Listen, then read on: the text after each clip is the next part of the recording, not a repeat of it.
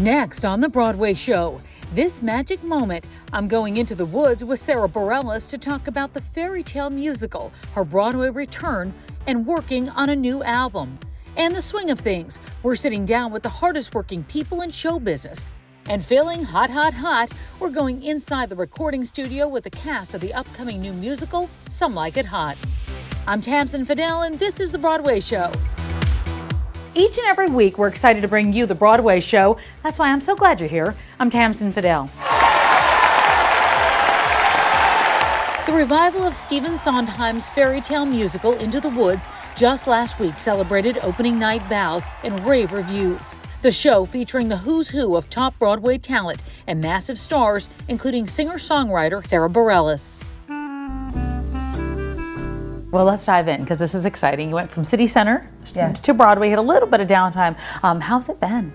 Oh, it's like a freaking rock concert every night. It's amazing. I think the cast and the audience are both responding to this material in such a deep way. It really feels like a spiritual experience every night. It's amazing. It's truly amazing. Talk a little bit about that because Sondheim, and this is the first show really since his death. How do you think he would be responding to seeing this? I hope we are making him proud.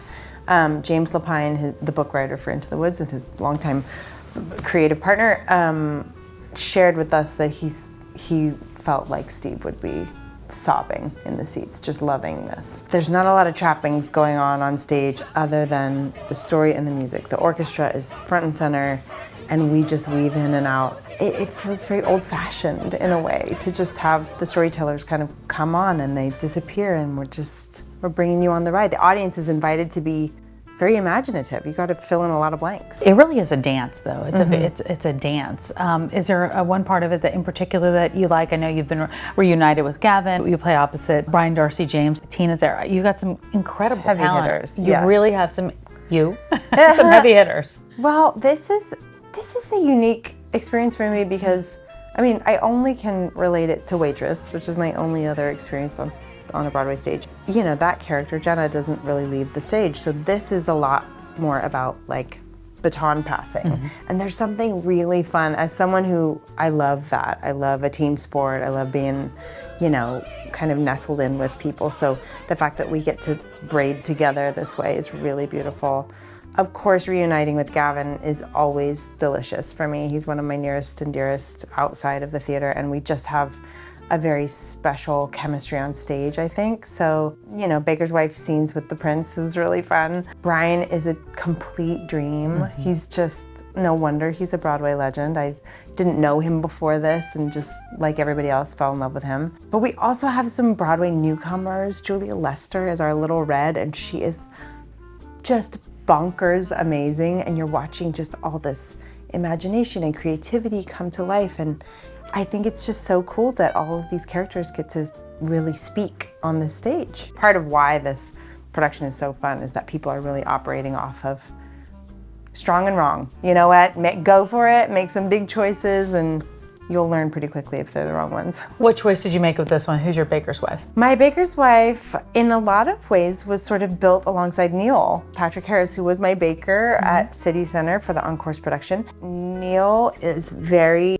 meticulous about comedy and bits and so I think like a lot of her comedy was sort of born in that space. She's just emerged as this really feisty, physical, messy woman. So I love that she's imperfect, and I can't help but relate her to Jenna in some ways, where it's like she's a good person who like makes mistakes, and I love the humanity of that. Perfectly imperfect seems to summarize so many things. I think we all are, right? Yeah, completely.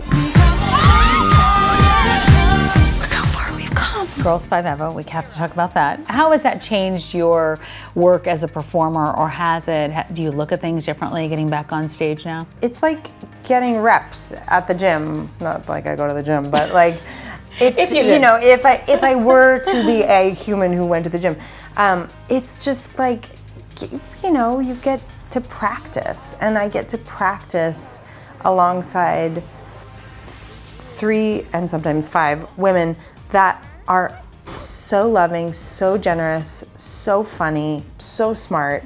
So I'm getting to just play. I'm getting to be playful, more and more playful. I think that's what's come from it. What do you aim to do next? Is there something in particular you say, gosh, I would love to do that next when I have a minute? Yeah, I feel really called to write my next record. That's the thing that feels like it's sort of talking to me the loudest right now, is that it's time to sort of go inward and reflect on the last couple years and make something musical out of that. How were the last few years for you? Terrible. How were they for you? Just even worse. Just awful. It did give me perspective. Yeah. It did let me know how I want to live my life. I'm really struggling right now with cynicism. It's hard to look at the world and as someone who loves to love the world and not get a little infected with hopelessness. I work on that all the time, but yeah, my mental health really took a deep nosedive during this past time. I got on medication for the first time, which was incredibly helpful.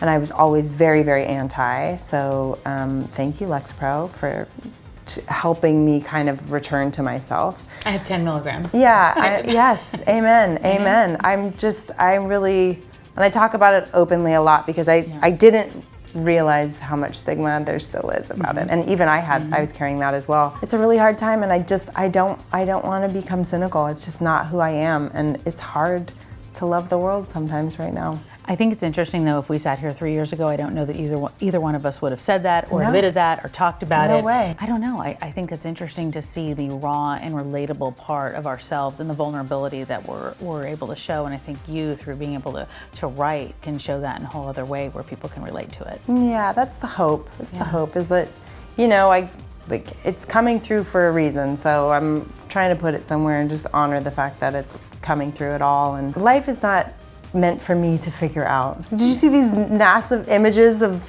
the I know. I mean, I'm just like, how tiny are we? How am I relevant? Yeah, completely. So let's just be in awe and wonder sometimes. Forgive me, but I have to tell you a little something you may not know. Yes, Kathy is the understudy for Sutton Foster. She's also what's known as a swing. Kathy, when she turned up for work at 12 o'clock, could have played any of 8 roles. 8 roles. It happened to be the leading lady. Found out at 12 noon today, and at 1 o'clock, she had her very first rehearsal as Marion Peru. Any Broadway star will tell you swings are the hardest working and most versatile people in the business. Their role tonight could be totally different come tomorrow. But as they say, the show must go on, and swings make it happen. Let's send it out to Paul Wontorek. That's right, Tamsin. When Hugh Jackman paid tribute to Music Man understudy Kathy Voitko, the video went viral. I sat down with Kathy, Jeremy Payton, who moonwalks and stands by as the king of pop in MJ, and longtime Wicked Elphaba standby Jennifer Denoya to find out more about these pros that make sure the show always goes on.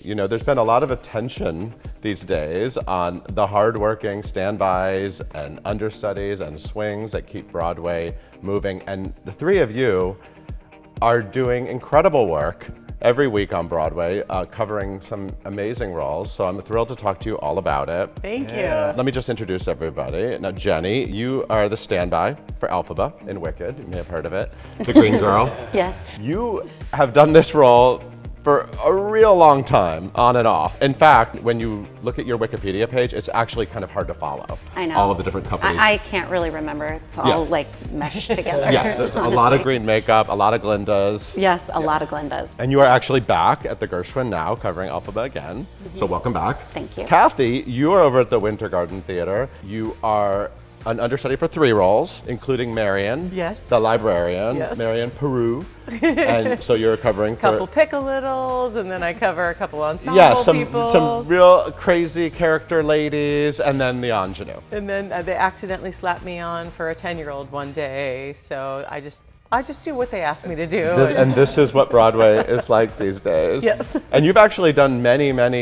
gigs on Broadway as an understudy, as a swing, as a standby. So Yes, you have been a lucky. lot of experience. Been lucky to be working on the Broadway. Jeremy, you are welcome to Broadway. Thank you. You are a newcomer to the Broadway scene. Yeah. You are at the Neil Simon Theater. You are covering both the roles of MJ and Michael in MJ the Musical, which means you're middle and older Michael Jackson. Yes. You say that you cover him from age 13 to 33? Yes. So that's the span between the middle Michael character is from 13 to about 22, and then the adult Michael is 33. All three of you have such great stories, but you all have this sort of in common, this ability to step in, sometimes at a moment's notice. This has always been a part of this industry and sort of a really unique thing about theater. And I think that it's been interesting in especially the last year, there's really been a huge spotlight on the work you do. Previously, people knew there were understudies, people might have heard of a standby, they rarely heard of a swing. Right. Very fortunately for us in the industry, Hugh Jackman made a big speech. So you actually had a very big moment because you were understudying multiple roles, as we talked about, including Sutton Foster. Early on, when the Music Man started, how Fourth deep? preview. Fourth preview. Sutton tested positive and announced it, and you went on with how much rehearsal had you had up to that moment? Maybe 2 music rehearsals during the rehearsal process, but that was just me and the music director in a room for 45 minutes, just going over the music. Everything else was self-study, independent study. As a swing, you're not up there generally with the cast. You're sort of doing a lot of homework, taking a lot of notes, and doing a lot of memorizing just with your eyeballs. Yeah. And so I was at a costume fitting at 11 in the morning, and 11:45, the PSM called me and said, "You're on for Marion." Wow. And I said, okay. And he said, "What do you want?" And I said, "I'd like to run through the show in order," because a lot of times when you're on it at the last minute, they'll say, "Okay, we're going to do this big number and we're going to do this big number," and let the cast go take a break. But I said I didn't know the show well enough at that point to do it out of order. And everybody showed up, and by noon, I was at the theater. By 1, everybody else was there, and we ran through the show, and then kind of on a spit and a prayer, Wow. it went well. And Hugh made a ridiculously kind speech at the end of the show and pulled every swing that was on, and there were 5 swings and or covers on for roles that night.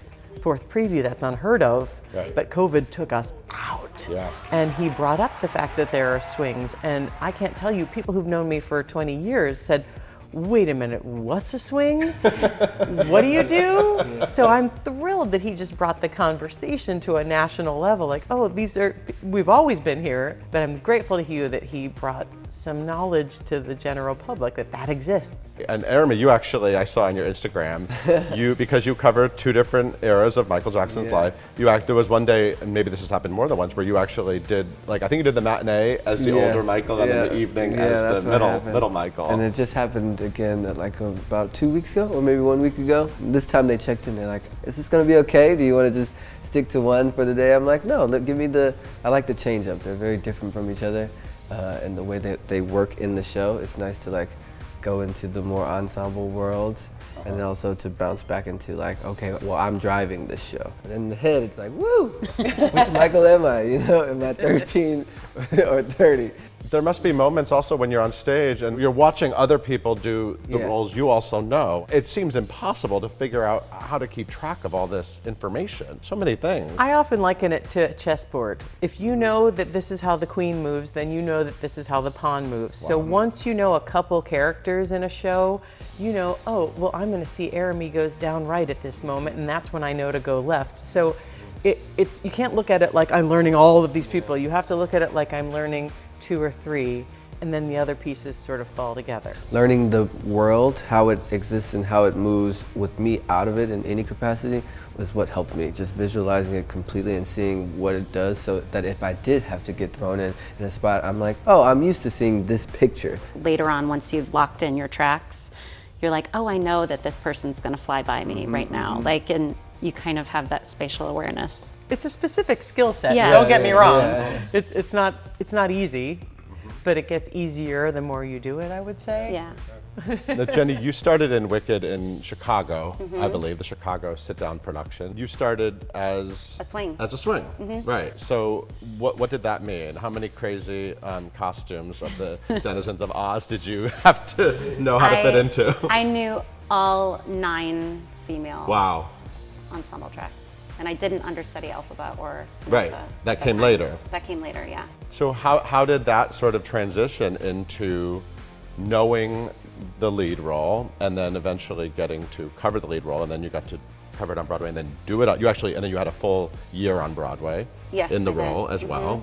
Well, so I was a swing for about a year and a half in total, but about 6 months in, we had our understudy who injured themselves and needed to be out of the show for like 6 or 7 weeks. And at that time, there wasn't like a pool of people to call. I auditioned, I became the emergency cover. Yeah, actually, it's so emergency. funny when you read the history, your career history. A lot of it talks about being an emergency. Yeah. There's always like a lot of Elphaba emergencies. I'm like the You emergency need an Elphaba. Elphaba. Is there like a bat phone, like a big green phone in your house that rings?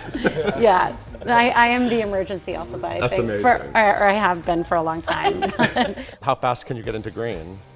I've gotten ready in 7 minutes before. Oh my gosh! Well, that's not me. I mean, that's the team. That's the green That team is- making me ready. Like what you just saw, there's an exclusive extended web version of this interview over at Broadway.com. Coming up, he's the real deal. Jawan M. Jackson goes from performing as one of the Temptations on Broadway to being a temptation in real life. His story is up next. I'm Tamsin Fidel, and this is The Broadway Show.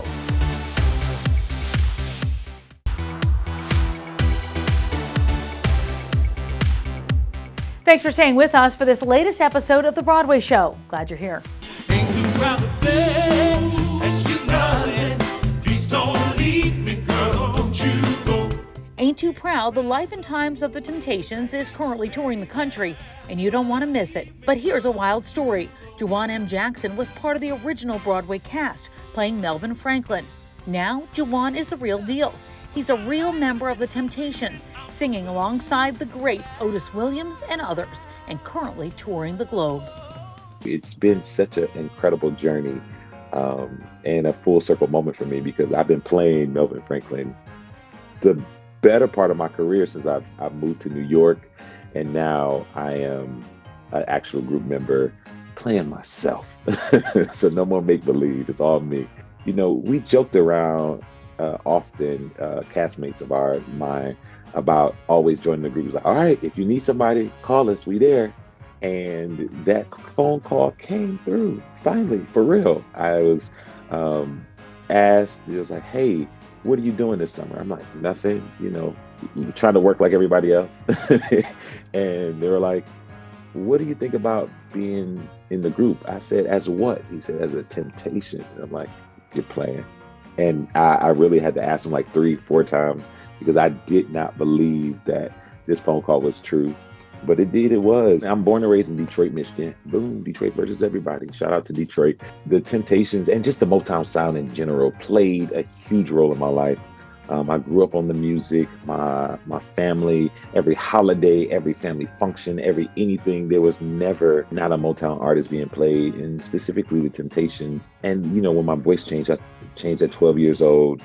I kind of had nobody to like look to that sounded like me. And these people in these iconic groups like Melvin Franklin and the Lou Rawls and the Barry Whites and all the old school Motown sounds and all the other lower bass singers and baritone singers, they stood out to me and they played a huge role. So my ear would gleam towards them to just get everything I can and soak up, you know, the new dynamics of my voice, if you will. And, you know, from that day on, you know, I've always listened to the sound of Motown and the Temptations. There is not a Temptation song I do not know.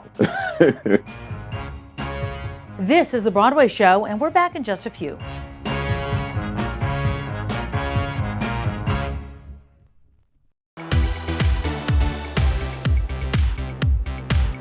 Welcome back to The Broadway Show. I'm Tamsin Fidel. Let's get back to it. Some like it rough, some like it tame. Give me a mortal who loves the flame. Some like it hard and hot. It's what I got for you. The new musical Some Like It Hot is coming to Broadway this fall, and this is a look inside the recording studio with the cast. The show stars Christian Borle. Adriana Hicks, and more. And it's written by Tony winner Matthew Lopez and comedian Amber Ruffin. Of course, it's based on the Oscar-winning movie starring Marilyn Monroe. And though the postman might ring twice, some like the man who brings the ice. He cometh with his block to stock my Frigidaire, to warm the cockles of their hearts. Some like a fresh young apple tart, but in a storm, just being warm will never do. That's all for now. I'll see you next time. I'm Tamsin Fidel, and this is The Broadway Show.